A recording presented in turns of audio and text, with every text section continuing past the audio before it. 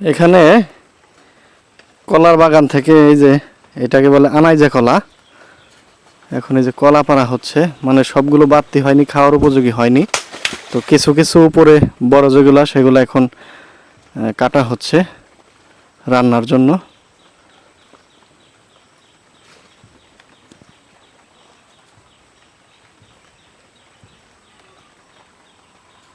আর এদিক দিয়ে লবণাক্ত তো পানি, সেজন্য তেমন সবজির আবাদ হয় না।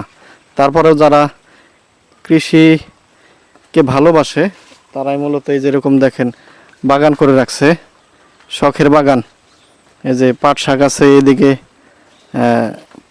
তারপর বেগুন গাছ, পেঁপে গাছ আছে, আর এই যে কলার বাগান।